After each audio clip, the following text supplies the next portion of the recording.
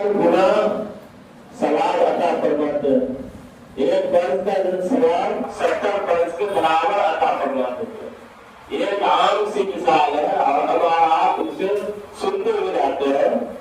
और अल्लाह के रसूल पाक सल्लल्लाहु अलैहि वसल्लम ने हदीस के अंदर फरमाया भी और इसकी फजीलतें भी बयान फरमाई। आम तौर पर मुसलमानों में आलम का यह हाल होता है कि रमजान की रातों में नफल नमाज पढ़ना या तरावीह की नमाज अदा करना, इन चीजों की तरफ रग़बत नहीं होती। अक्सर मुसलमान इससे गाफिल हो जाते हैं। पूरे दिन रोजा रखेंगे, फर्ज नमाज किसी तरीका से लटम पुटम अदा कर लेंगे, लेकिन एक्स्ट्रा नमाज अदा करने में उन्हें गद्दारी हो जाती है। उसी जगह पर अगर 5 किलो राशन की दुकान से हमें राशन कार्ड पे मिले तो उसके लिए 2 घंटा 2.5 घंटा लाइन लगाना पड़े, तो उसके लिए हम आसानी खड़े हो जाते हैं अपने राशन कार्ड को अपने हाथ में लेकर। उसके अलावा और भी दुनिया की बहुत सारी वजूहात है। हर एक दुकानदार अपनी दुकान के ऊपर खड़ा रहता है और 12-12 घंटा खड़े होकर के धंधा करता। क्यों?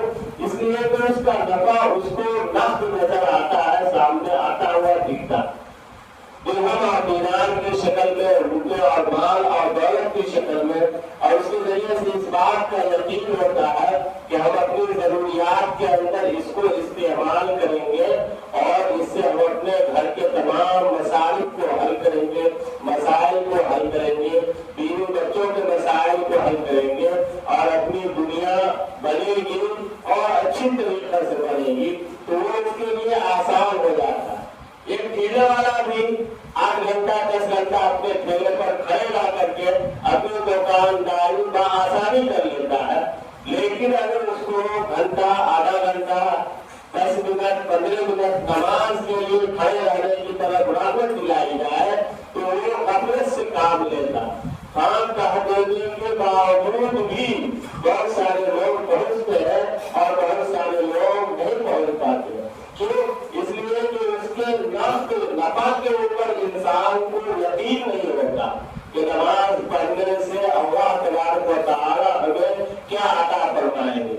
सबसे बड़ी चीज है कि इंसान को इस बात पर यकीन होना चाहिए कि वो मालिक, वो शहंशाह, वो खालिक कायनात जिसने हमें दुनिया के अंदर भेजा, हम उसकी इबादत कर रहे हैं, उसका हुक्म है नमाज पढ़ो, इसलिए हम नमाज पढ़ेंगे। इस बात का यकीन हो जाए तो उसके बाद किसी और चीज की या किसी और हदीस की या किसी और आयत की उसको जरूरत बाकी नहीं रह जाती। लेकिन इंसान के दिमाग के अंदर बात घुसती है, लेकिन वो दिमाग की बात दिल के अंदर नहीं उतरती है और हर वो काम जिसको दिल न चाहे उसको अदा करने में बड़ी परेशानियां लायक होती है। देखा गया है और वो उसका तजर्बा भी है और हमारा आप इस चीज को अच्छी तरीके से जानते हुए अगर हमें कहीं जाना है सवारियां महदूद हो और सवारियों की परेशानियां लायक हो और अगर हम चाहे दिल के अंदर दिल के जरिए से हमें वहां पहुंचना है और नहीं पहुंचेंगे तो हमारा दुनियावी बड़ा खसारा हो जाएगा, तो वहां हम पैदल ही सही किसी भी तरीके से पहुंच कर रहते हैं। और अगर उसके मुनाफे उखरवी एतबार से बयान किया जाए और उसका दिल न चाहे तो दिमाग के अंदर समझाने वाला कितना भी समझा ले तो दिमाग के जरिए से उस बात को इकरार करेगा कि हाँ बहुत अच्छी बात है, वहाँ जाना चाहिए, ये काम करना चाहिए। लेकिन वो दिमाग की बात दिल के अंदर नहीं उतरने की वजह से वहां तक नहीं पहुंच पाता है। तो हमें इस बात का ख्याल रखना है कि अल्लाह तबारक व तआला ने जो कलमा की दौलत अता फरमाई, उस कलमे के जो तकाज़े है उस तकाज़े को अपने दिल से पूरा करता है और सिर्फ उस मालिक और खालिक की रज़ामंदी के लिए करना है। उसके अंदर अपना कोई नफ्स या रियाकारी या दुनियावी कोई लफ्ज़ शामिल नहीं होना चाहिए। अल्लाह ने हुक्म दिया, हमें करना है बस। ये अगर हमारे दिल के अंदर ये बात उतर जाए तो हमारा हर معاملہ آسان ہو جائے گا. نماز ہی کا نہیں, روزہ ہی کا نہیں, زکات ہی کا نہیں, حج کا ہی نہیں, اور دنیاوی جتنے بھی سارے کام ہیں تمام مسائل حل ہو جائیں گے. اب ہر ایک قدم پر اللہ کی رضا کو تلاش کرنے والے بن جائیں گے, اللہ کی مرضی کو ڈھونڈنے والے بن جائیں گے. اللہ رب العزت کس چیز سے خوش ہوگا اور کس چیز سے اللہ راضی ہو جائے گا اور کس چیز کے ذریعے سے, کس عمل کے ذریعے سے اللہ کے ہم محبوب ہو جائیں گے, ان تمام کی طرف ہماری رغبت ہو جائے گی اور ہم لمحہ ہمارا شادہ و فرح ہو جائے گا, زندگی ہماری خوشگوار ہو جائے گی. اور رمضان کا مہینہ اللہ تبارک و تعالیٰ بندوں کو بہت ساری چیزیں دینے کے لیے بھیجتا. اللہ نے دنوں کے اندر منتخب فرمایا کہ جمعہ کے دن کو سب سے افضل دن بنا دیا. راتوں کے اندر اللہ نے منتخب فرمایا کہ شب قدر کو جو رمضان کے مہینے میں آتا ہے اللہ رب العزت نے تمام راتوں کے اندر فضیلت عطا فرما دی. مہینوں کے اندر اللہ رب العزت نے منتخب فرمایا تو رمضان الرات کے مہینوں کو تمام مہینوں میں سب سے زیادہ افضل اور بابرکت بنا دیا. اور جس کو افضل اور بابرکت مہینہ بناتا ہے یا کوئی چیز بناتا ہے تو اس کے بہت سارے نام بھی ہو جایا کرتے ہیں. اللہ رب العزت کی ذات ہمارا آپ دیکھتے ہیں کہ بہت باعزت ذات ہے اور اس سے زیادہ اعلیٰ و ارفع اور بلند کوئی دنیا کے اندر اس کائنات کے اندر ہے ہی نہیں. اللہ کی ذات سب سے اول ہے اور سب سے اعلیٰ ہے اور سب سے بہتر ہے, سب سے بلند ہے, سب سے عظمت والی ہے. اللہ تبارک و تعالیٰ کے 99 نام. حضور اکرم صلی اللہ علیہ وسلم کی ذات اللہ کے بعد سب سے اعلیٰ و ارفع ہے. حضور اکرم صلی اللہ علیہ وسلم کے 99 نام. ٹھیک اسی طریقے سے رمضان المبارک کے بھی بہت سارے نام. سب سے بڑی بات یہ ہے کہ رمضان کو رمضان المبارک بولتے ہیں, اس لیے کہ سب سے پہلا کام رمضان کا یہی ہوتا ہے کہ انسان کو برکتیں عطا فرماتا.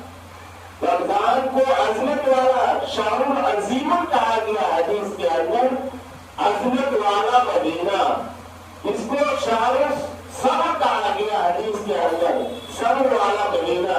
انسان صبح سے لے کر شام تک ایسا صبر کرتا ہے کہ دنیا خود تکبیر آ جاتی ہے اور انسان اپنے صبر کا پیمانہ توڑتا نہیں ہے. صرف اور صرف اس خالق کائنات کی طرف دیکھتا ہے کہ اللہ تبارک و تعالیٰ کا عادل سے حکم ہے, ہمیں اس کی پالن کرنا ہے. اس پالن کے انتظام میں صبح سے لے کر شام تک کتنا بھی ٹھنڈا پانی آئے نصیب ہو یا کتنا اچھا شربت کے اندر مل جائے یا کتنے اچھے غذا کے دسترخوان میں بچ جائے, لیکن وہ اپنے روزے کو توڑتا نہیں. کیوں؟ اس لیے کہ اللہ رب العزت کی طرف اس کی نظر ہوتی ہے, جس کی وجہ سے صبر کر کے وہ بیٹھا ہوتا ہے کہ مغرب کی اذان ہوگی تب ہم اپنے صبر کو ختم کریں گے اور روزہ کھولیں گے. اس کو شہر المواسات بھی کہا جاتا ہے. شہر المواسات یعنی آپسی خیر خواہی کا مہینہ, یعنی ایک دوسرے کے ساتھ خیر خواہی کرنے کا جذبہ انسان کے دل کے اندر انگڑائی لیتا رہتا ہے اور دل کے اندر یہ حرکت 24 گھنٹے پیدا ہوتی رہتی ہے کہ کس طریقے سے ہم دنیا کے اپنے علاوہ اپنے دوسرے بھائیوں کی بھی ساتھ بھی خیر خواہی کا معاملہ کریں, اپنے رشتے دار کے ساتھ, اپنے اڑوس پڑوس کے ساتھ, اپنے محلے والوں کے ساتھ اور تین لوگوں کے ساتھ, خواہ افطاری کے سامان کے ذریعے سے ہو یا کپڑے وغیرہ کے ذریعے سے ہو یا پیسے ہوگے زکات صدقہ فطرہ وغیرہ کے ذریعے سے ہو. اس طریقے سے ہم شہر المواسات کا ثبوت پیش کر دیتے ہیں کہ یہ خیر خواہی کا مہینہ. اس کے علاوہ بھی بہت سارے نام ہیں اس مہینے کے. رمضان کو رمضان اس لیے کہا جاتا ہے, رمض کے معنی مفسرین فرماتے ہیں کہ جھلسا دینا. جس طریقے سے کہیں پہ آگ لگے تو اگر آس پاس کے جتنے گھاس پھوس ہوتے ہیں وہ سارے جل کر کے ختم ہو جاتے ہیں اور وہ چٹے میدان کی طریقے سے نظر آتا ہے. ٹھیک